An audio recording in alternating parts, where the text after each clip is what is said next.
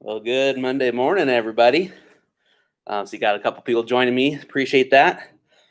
So the Friday times just weren't really working that well. Fridays just became really busy, and Mondays typically are a little bit slower. So I'm hoping that this time will work um, for me in the school. So um, we'll do this weekly, and if there's any questions you have, please bring them and let me know what they are. But last week I had sent out an email to all parents. So parents, if you have not been getting emails from me or from Miss Karen at the front desk about once a week to once every 2 weeks, then we need to check your email account because it is not correct in our system. We have been emailing all the parent emails that we have. So if you're not getting them, please call us so we can check on that and make sure we have a correct email address for you. So last week I sent out an email with some updates in the COVID protocols that we have been practicing. So far over the past few weeks, we have been, as you know, sending kiddos home who have any symptoms that could be considered COVID symptoms. So I'm just going to read those to you. So any fever that is greater than 100.4, chills, cough, shortness of breath or difficulty breathing, body or muscle aches, fatigue, headache, loss of taste or smell, nausea, vomiting, diarrhea, congestion or runny nose, or sore throat. So any of those symptoms that either a teacher observes or a staff member observes or a student reports themselves, our practice is going to be to send them home. So we know that sometimes kids will report having a stomach ache because maybe they're a little anxious, or a headache because maybe they're a little anxious or dehydrated, whatever it may be. So I'm asking parents to have a conversation with their kids to report symptoms when they have them, especially the sore throats, the body or muscle aches, the difficulty breathing, coughing, those things. But talk with your kids about the headaches and the stomach aches as well. We want to make sure that, one, we are doing everything we can to limit any spread of COVID-19 in our schools. But also, at the same time, we also want to make sure we're doing everything we can to educate our students. So that is kind of a tricky balance to find right now. We also know that sometimes kids can manipulate a system. For example, if a kid comes to us and says, I have a headache, we have to send them home. So just talk to your kids and have a conversation about making only serious reports when they really do have these symptoms. Because otherwise it's going to end up affecting you as well, as we have to call you and you may have to leave work and come and get them for the day or whatever it may be. So again, just asking you to have a conversation with your kids about those symptoms. So one of the big changes that came out last week with the updated protocols was as we are seeing numbers rise in Yellowstone County, and we had some pretty big numbers last week, we change our protocols to better meet the needs and address the current situation. So right now, not only are we sending a kid home if they have any of those symptoms, but we are also sending home any siblings. Also, we're asking if there is anybody showing symptoms in the home, that all of those students stay home. So that again is going to be a tough one, because you might have one person in the family with symptoms and everybody else may appear healthy, and that is going to cause a major inconvenience on the home. We realize that, but again, our main objective here is to limit any spread of COVID within our school. So we're asking everybody just to think a little bit bigger than themselves and take more of a global view on how this could affect the whole school or even the greater community. So along with that, we continue to have our practices of masking. All kids and staff need to be in masks. And then washing and sanitizing hands as often as we can. And then practicing as much physical distance as we can as well. So please continue to have those conversations with your kiddos also. And then also going back to the symptoms piece, just want to remind parents that we are asking you to screen your kids, in the morning before they come to school. If you notice any symptoms, then keep them home. Let's see here. So another big change. I need to find it so I don't misspeak.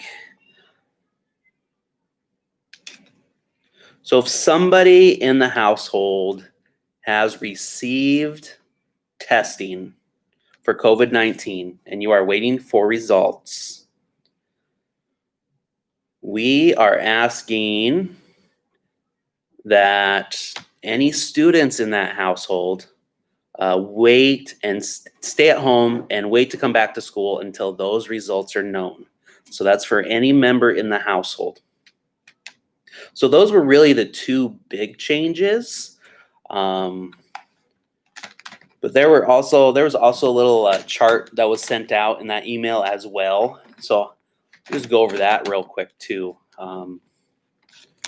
So the chart helps us as parents identify when kids should be coming to school and when kids should be sent home or staying home. So again, if they present any of those symptoms, they need to stay home. But the major question becomes, was the symptomatic student, and this goes for staff too, or staff member, tested for COVID-19? And so if they were tested and the result is positive, then you need to follow the recommendations coming from the public health department. And these following three criteria have to be met. So at least 10 days have passed since symptoms first appeared. Now, again, this is with a positive test result. Symptoms have improved or resolved, and it has been at least 24 hours without fever, and that's without the use of any fever-reducing medication.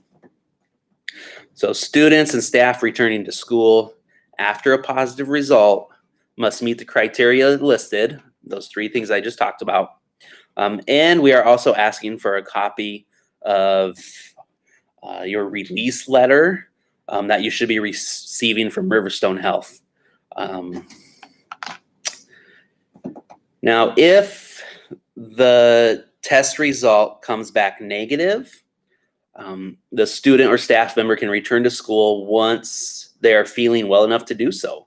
Again, if they had a fever, they need to be fever-free for at least 24 hours, as well as any of those other symptoms need to, especially the vomiting or diarrhea symptoms, need to have been absent for at least 24 hours as well. And then we are also asking for a copy of that negative test result that you should be receiving from your medical care provider or Riverstone, depending on where you took that test. There is a mandatory 14-day quarantine for any individual who's identified as a close contact and has tested positive for COVID-19, or excuse me, to a close contact to someone who has tested positive for COVID-19.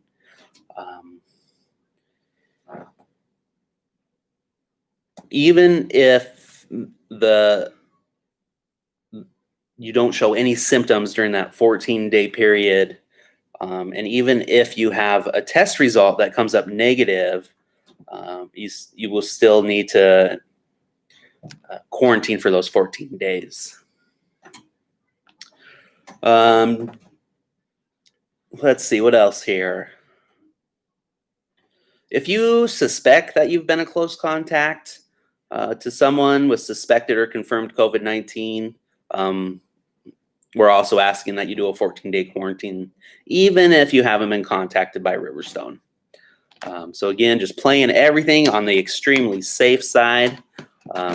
My goal is to keep COVID-19 out of our school as long as possible. So far, we've been able to do that. And hopefully that will continue. But it probably feels to you that it probably is inevitable that at some point we may have a student that does have COVID-19. So then our goal at that point will be to contain that as much as possible to prevent any community spread within our building.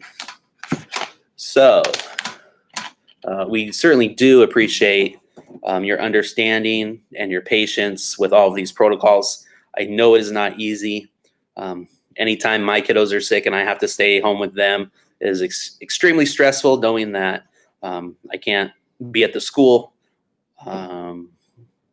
So I understand, and it is very inconvenient. But again, we are playing everything extremely safe. So that's what I wanted to share today about where we're at with COVID right now. As you know, the state has started reporting schools with positive COVID cases. So if we do get to that point and you see our name on that list, please do not panic, and know that we are doing everything we can to prevent any spread of that if it does, in fact, end up in our school. So some other things I want to share is October 8th, we are planning on having our annual Fall Picture Day. So there will be flyers coming home pretty soon about that. October 15th and 16th, that's a Thursday and Friday. There's no school on those days.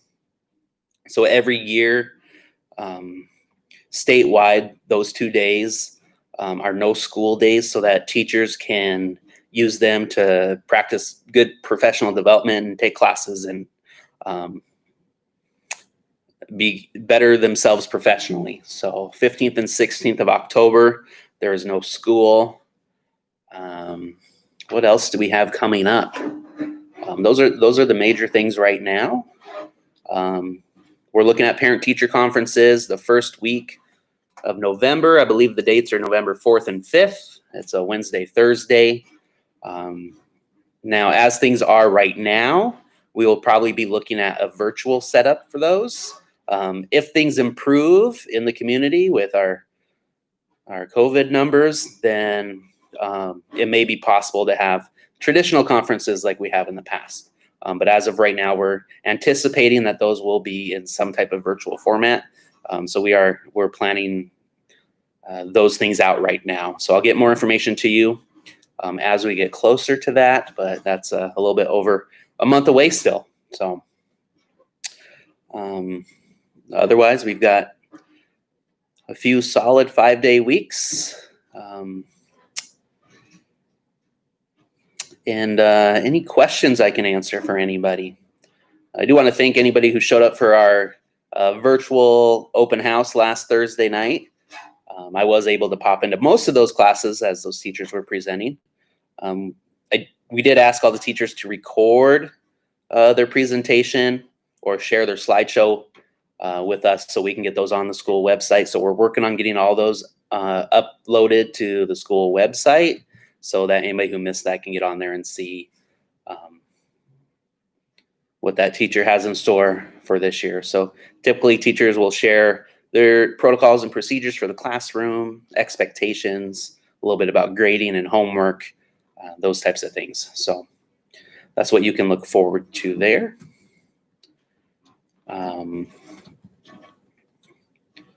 We are wrapping up our benchmark testing for the fall here this week. So far, things are looking okay now. we have to remember that kids have been out of school for 6 months. Even though our teachers did the best they knew how to provide instruction during closure from March through May, we know that was not nearly as good as it would have been if kids and teachers would have been in school. So test results are obviously not as high as we have seen in the past, or where we would have hoped to see them. But for the most part, it looks like from our last screening period last January to now, for the most part, the kids have not regressed behind from where they were in that winter testing period. So that is promising. And we have a lot of things in the works for interventions to get those kiddos back to where they need to be. So if you are concerned or do have questions about that, please contact your kiddo's teacher first, as they are the primary person that is looking for those kiddos that may need a little extra intervention, and then they can communicate with our intervention team to make sure that we're getting some things in place for them. So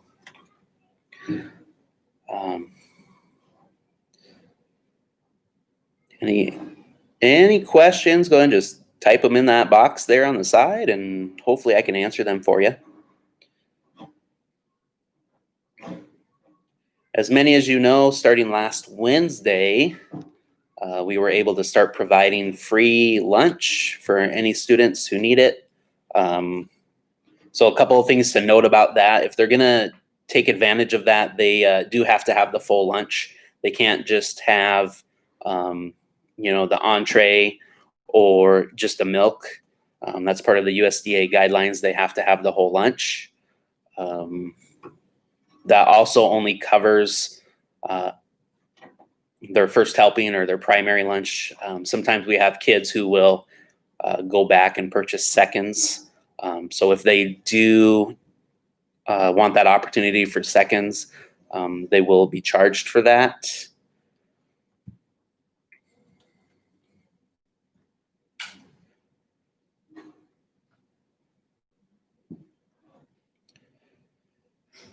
All right, I'm just going to hang out for a couple more minutes just to see if there's any questions that need to be answered.